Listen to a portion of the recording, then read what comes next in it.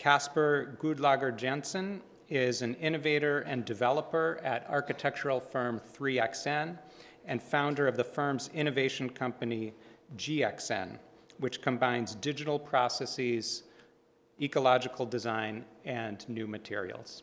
Thank you, Craig, for the invitation.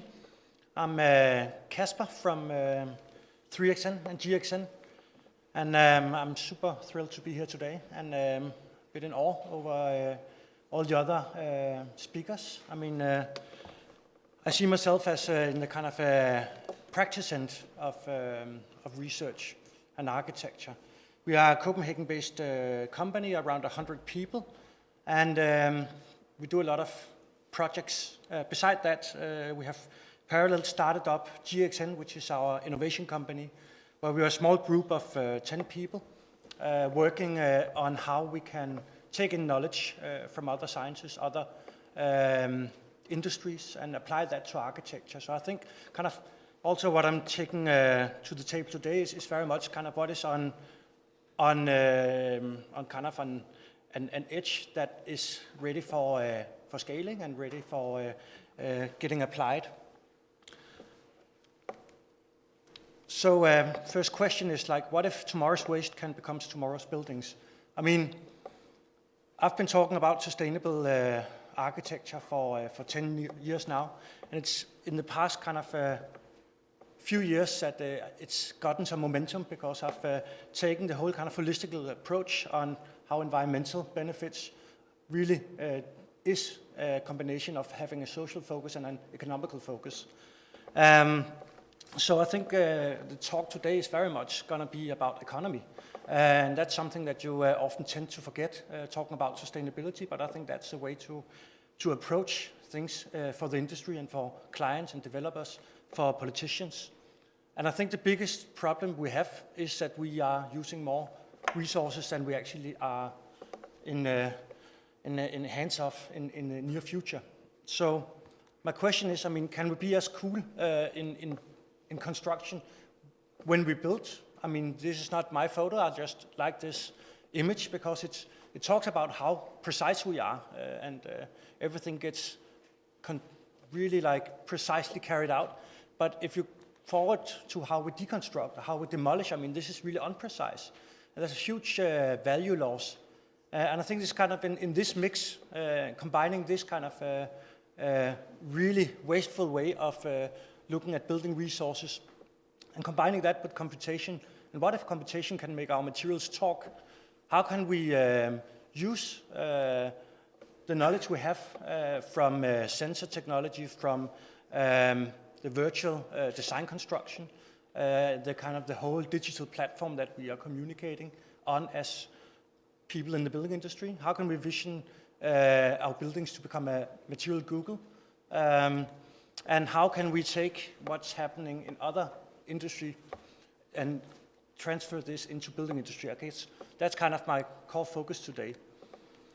So in numbers, we're around 100. This is our office in Copenhagen. We have two small offices beside that, one in Sydney, one in Stockholm, Sweden. And we do a kind of a shared focus on 50% home market and 50% international. In GXN, we have been going for it for 10 years. And this is my part of the company. We are 4 owners. And my responsibility is into how can we look at applied research. And we've carried out 84 projects for now, and are trying to integrate that into the kind of the mindset and the execution at the kind of the traditional projects. So under the same roof, we have the research, we have project design, we have competitions. I'm bringing 3 of our research projects forward today. One is a collaboration we had with William McDonough and Michael Braungart on Cradle to Cradle for the built environment. Not just for like material certification, but how do we actually take this kind of circular mindset into construction. I did a project called Material World on how we can actually design for the invisible, how we can design materials. I think that is a very fascinating discipline and kind of makes design kind of a broader agenda. And finally, the title of the input today as well, that Building a Circular Future, is a collaboration across industry on how can we actually reconstruct the way we build and collaborate. So we can see our buildings as a permanent kind of resource and a value that we can recapitulate ongoingly.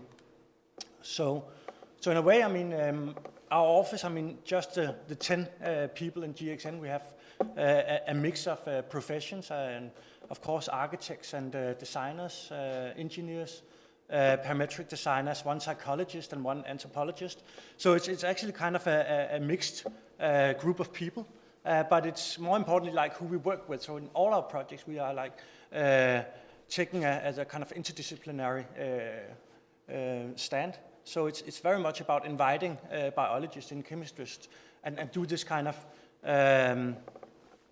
kind of interwoven approach, and I think it's needed in kind of a practice that you establish this kind of parallel focus, because I mean all offices will kind of argue that all projects are unique and are experimental and are giving answers to kind of new solutions. But I mean you're always also under a time pressure and kind of financial promise. And under guarantee, and all that actually enables kind of the more kind of experimental research to carry out in practice, unless you have, of course, kind of an unlimited budget and unlimited time, and we rarely have that. So it's to have this kind of a parallel space where we can take in these kind of collaboration and mature knowledge that we then can apply to practice.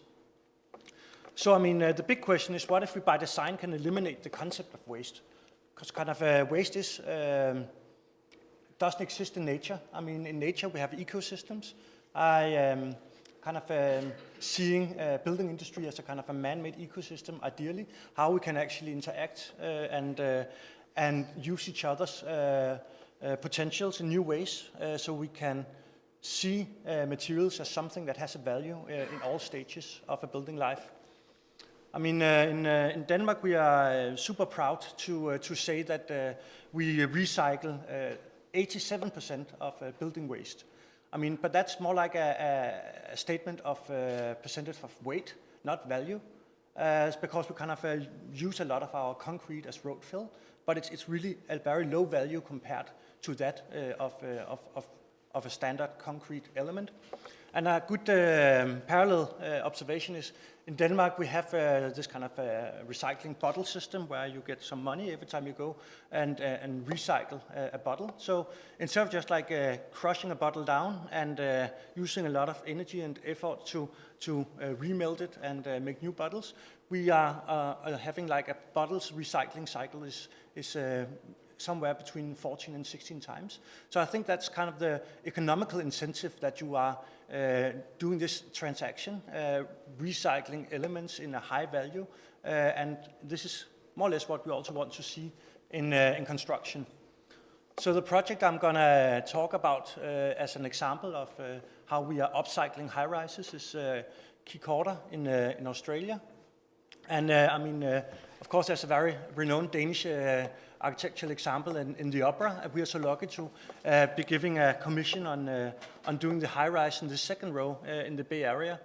And to us, it's about approaching the site. The high-rise in front is the first high-rise in Australia, so it's a listed building. So we need to like find a way to maximize the view and kind of ensure that we get the best quality of the building. So we're pushing back this envelope and doing what they call a kind of a vertical village, and also doing what we do best. I mean, all of our projects is about human scale, and I think it's important in a high-rise as well, that establishes kind of human space and scale in a vertical village, where all of these elements of visual transparency, giving space for organization to work better, to get inspired, to interact, to meet. That's very much what we do. What we also do here is we take an existing superstructure, an existing high-rise, and reusing 2/3 of the materials and 98% of all the structural elements in the kind of the vertical loads. we're doubling the square meters, we're cutting back, so we're getting these kind of great moments of a lot of daylight, a lot of interactivity. And that's very much what we try to do in our project, having people to meet, having to collaborate in new ways, to exchange. All our projects have like these kind of very central staircases. So actually the elevators only stop at every second level, forcing people to move a little. We have the food courts that have this kind of coffee machine effect. So people kind of tend to meet during the day, and having these spacious atriums throughout the high rises is kind of the winning argument for the project. But another kind of winning argument is it's very much that we are reusing everything in the center, so we are taking away the red and adding the green, and that leads me to the concept of building a circular future, which is our latest publication, and it's kind of again a collaborative effort where we are working together with contractors and demolition companies, engineers, people that are doing the business models for us. So all of this is built around like these three premises, that we need to establish an awareness about our materials through material passports. We're designing for disassembly, not just for construction, but very much also deconstruction. And we need to have these kind of circular economy aspects on the way we negotiate in our buildings. So why is this important? I mean, for the next 50 years, we'll build as much as we've done up till this day. And another kind of image to that is if you see the Pudong River in Shanghai, I mean, with a 15 years time difference, it's crazy what's actually being built in China. In the past 3 years, there's been erected as much concrete as US have been built for 150 years. So, I mean, it's a matter of looking at resources in a new way, because we don't have enough, simply. The conclusion and the intention of the book was very much, can we establish a positive business case around a demolitioning business case? And today it actually costs money to take a building down. The whole kind of publication, everything we do is based on open source knowledge sharing, and it puts forward like 15 principles on addressing these three keystones. And the conclusion is it is good business. And it's going to be increasingly good business as the kind of the market of resource prices are increasing for the future. So like 3 quick chapters on design for disassembly. I mean, as an architect, I don't think that everything should be standard and be kind of looking like Lego. It's very much not what's going on in the work we do. This is our headquarter for the Olympic Committee that we're building at the moment. And again, I mean, this is bespoke solutions that are giving these kind of dynamic spaces, again, these kind of signature staircases, and kind of advocating what we believe in as an office, doing architecture that are shaping behavior, stimulating interaction and collaboration. But if you look at this with kind of some kind of a building industry x-ray, you can see that even though this building is maybe one of our most expressive buildings in terms of geometry, I mean, there are more than 60% standards. And in other of our projects, you can see up to like more than 80%, even though they are pretty iconic compared to kind of off-the-rack architectural buildings. So what we're doing is that we're working with these contractors, demolition partners, with industry partners, and seeing like how can we make these different building layers. And I think we need to like look at building in different layers and different speeds and different potentials. And eventually, I mean, what's happening today is that this kind of concrete element will get lowered in, and you will fill everything with concrete, and it'll be impossible to reuse. I mean, we need to like look at this and rethink the way we construct, so we can deconstruct, not just for the sake of deconstruction after a kind of a building's life, very much also to create a faster construction, a more flexible layout. And we're doing this with the industry partners on how we actually can do these new kind of conceptual and kind of architectural interlocking ideas, taking the learnings from Stuart Brand, obviously, and looking at buildings in different speeds. And we're doing that when you look not just at the kind of the superstructure and the reuse, in this case, of the existing high-rise, also the new layers, of course. We're mapping out where are the different qualities, how can we make better maintenance, flexible floor layouts, and trying to not just look at the kind of the long perspective, but very much about what's the value now and how can it also enrich the building use and maintenance. And we are looking at this material passport, learning from other industries, the automotive industry very much, and also the super ships from Maersk, how they actually are mapping the resources, like the different qualities of steels, so they know what the kind of intrinsic value is and how they can build new ships when this ship is done sailing. And we do that in construction today, working with 6 Dimension, with BIM and VDC. And we take advantage of, like, all elements have a lot of information attached to it. And this is just a matter of kind of adding a 7th dimension of how we reuse this. And in terms of seeing the financial potential, I mean, we can look at buildings as building banks. Building owners can actually see what's my building worth, what's the value. And as said, I mean, it's not just about a kind of a long perspective, it's also like a midterm and a short perspective of how can we argue for this value creation. And as Craig said in the beginning, I think it's also very important to look at the qualitatively value, looking at better materials, better quality, better indoor climate. And this, getting close to the final slides, I mean, we're doing it today. And just by taking this simple move of reusing the superstructure, before actually considering all the benefits and the economical gains on the next layers, I mean, we're saving the client for 130 million Australian dollars before we even break ground in material and time saved. So I think, I mean, this is my kind of conclusion.